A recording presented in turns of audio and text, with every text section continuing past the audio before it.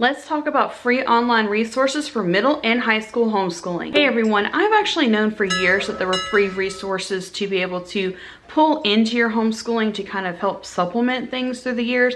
But as I've recently found out while homeschooling middle and high school, I have 2 in middle and 2 in high school this upcoming fall, there's actually resources you can use for just free curriculum, free lesson planning, everything you can use to help teach your child at home. So I wanted to share the free resources that we're using just for this summer, because I'm going to do a whole nother video on classes for, or several videos on classes for my rising 7th grader, 8th grader, and then 2 10th graders this fall. But here are the ones that we have been using this summer that we have been super happy with, and they are totally free. Now, some of these you can either donate or you can like upgrade to a membership to continue using them, but most of them are free to use and easy to use as long as you have access to the internet. I do want to preface that. Number one, none of these are sponsors. These are ones that we have just tried and true, been recommended to us, and we used them and they have worked wonderfully. Number two, they're not sponsors. I'm not getting any kind of pay from or kickback from any of these. I just like being able to share with you all. If I find something free that works for us, then maybe it will work for you all as well. And as long as you have an internet source and you're homeschooling, sometimes having 1 or 2 classes that you don't have to pay, $100, $200, $300 for can sometimes help a lot. First class we're going to talk about is math. So straight across the board, all of my kids, middle and high school, for actual full credit math courses is doing Khan Academy. Khan Academy is a free online resource. They have videos through YouTube. They have a whole website that you can go through. You watch the video about what the lesson's about. He does everything on a digital blackboard and shows you step by step how to do the problems. Then you do exercises to go through the problems, and then you have a quiz at the end of each little unit. But everything that they teach you, there is a video, and there's none of the fluff and filler space. It's just exactly what you need to learn how to solve those problems. So far, the ones that we have found is there is 6th, 7th, 8th grade. There's pre-algebra. Then there's algebra 1, geometry, algebra 2.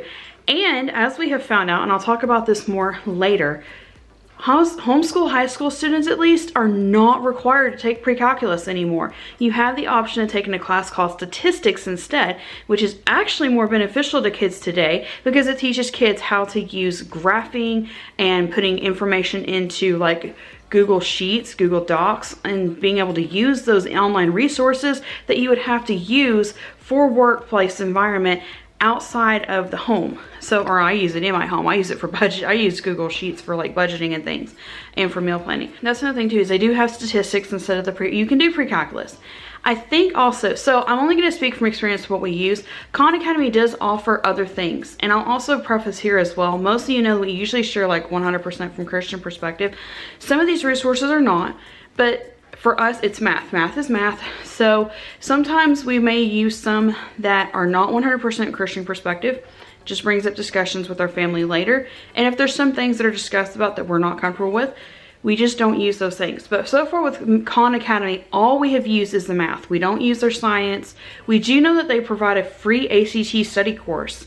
We're planning on trying to use that next year, as I have 2 that are going to be doing ACTs fall 2023. The other free resource for math is Prodigy. Now, Prodigy is an online video game, and to us, it's a lot like Pokemon. Like, you play it, and you have to solve math problems to use the attacks to beat the monsters. You also get to collect monsters. You get to collect daily things. If you pay for a membership, you get more stuff, but my kids still seem to be enjoying it. There's some things that they're kind of bummed about because there's stuff that like only members can have, but my kids seem to still enjoy it, and like they will actually finish their Khan Academy a little bit faster, still accurately, because I make them do 100% on each thing before they move on to the next.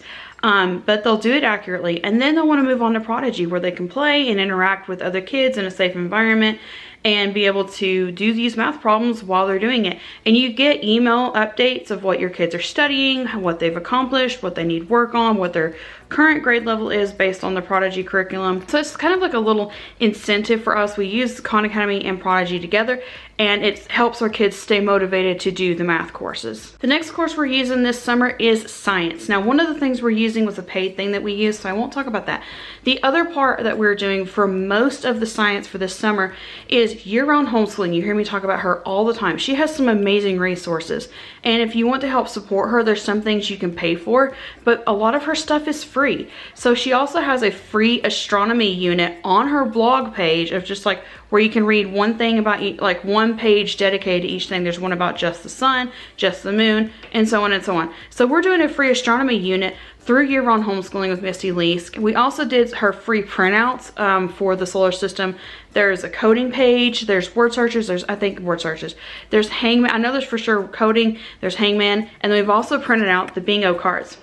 Here's a little tip for you guys. If you ever get bingo cards and you don't have a laminator, take packaging tape and wrap your paper in it, and it works like laminating. So like I actually cut out our bingo, like I cut out one bingo card and then cut them up into little pieces to use as like my bingo pieces to draw out, like you know, one that's a moon, wrote moon on the back of it using her pages info of like which one's which. So for things that like I would want to laminate but I don't have a laminator, use packaging tape. Anyways, so like there was a bingo game, there was the coding pages. If you wanted to, there were worksheets you could print out, like write fun facts here about the planets. Ours is more of like a crash course kind of study, and it's more of I'm reading them the information and then we're doing an activity based on it, or we're also using another thing. Like I said, it's not free, so I won't cover that. But again, you can find like free blog pages discussing science and history things all the time. The next free one that we are using is actually a YouTube channel, and it's called Crash Course. Now again, this is not 100% from a Christian perspective, but it still wasn't like so completely out of our Christian perspective to where I won't use it, but we're using their world history one. They have one for just world history and one for world mythology. I haven't looked into the world mythology one yet because we are doing the Crash Course World History for our history class. And there is so much in those videos. They're no longer than 15 minutes ever on any of the videos. And there's 42 videos for the world history. Sometimes we're literally pausing it, like, and we read, because I'm hard of hearing and because it just makes it easier for the kids while they're watching videos that they're studying with. We watch everything with closed caption on. So sometimes I'm like pausing every time the closed caption changes because there's so much information in those. I think so far we're just now to the 1300s, and we've been doing it for 4 to 6 weeks. So there's so much information in there. And it starts with like the beginning of like, what is foraging? How do we develop into agriculture from that? So it's a lot of information. Like I said, it's not 100% Christian's perspective, and I know a lot of you are used to us sharing mostly Christian's perspective, but we just usually sit down. This is one of the subjects I will sit down and do with her. Number one, it gives her and me time. And number two, if something comes up that's not 100% within our perspective or our view of what we believe about, like, you know, the Bible or about like world culture, then we can discuss it, and usually she'll write it in her notes. But there's, like I said, there's days usually she's taking 4 to 5 pages of notes on it, and then she chooses a free assignment to do. When we did ancient Egypt, she built herself a pyramid and had to figure out exactly how to build a pyramid, because like, you know, a lot of kids don't know, like, you have to start with a square base. Everybody thinks, oh, just do just triangles. So she had to figure out how to build a pyramid. When we did the agriculture one and sources of food, we went grocery shopping, and she had to write down, like, okay, we are getting mangoes. Where do mangoes come from? We're getting rice today. Where does this specific kind of rice come from?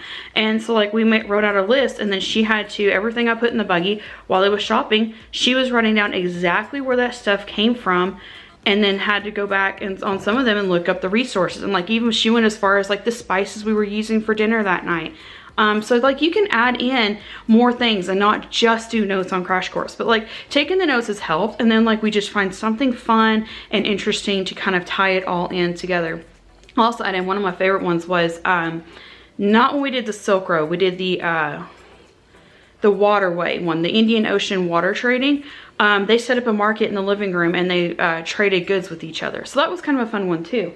So you can find other little things to add into it. But yeah, Crash Course, the only one we've tried so far is world history. And I've been mostly satisfied with it. Like I said, if there's stuff that comes up that is not 100% in our biblical perspective, then we just have an open discussion about it of like why they believe it and why we believe it. So that works out really well for us. So those are the free courses that we are taking this summer and free resources that we are using for our summer 2022 semester to homeschool our middle and high school kids.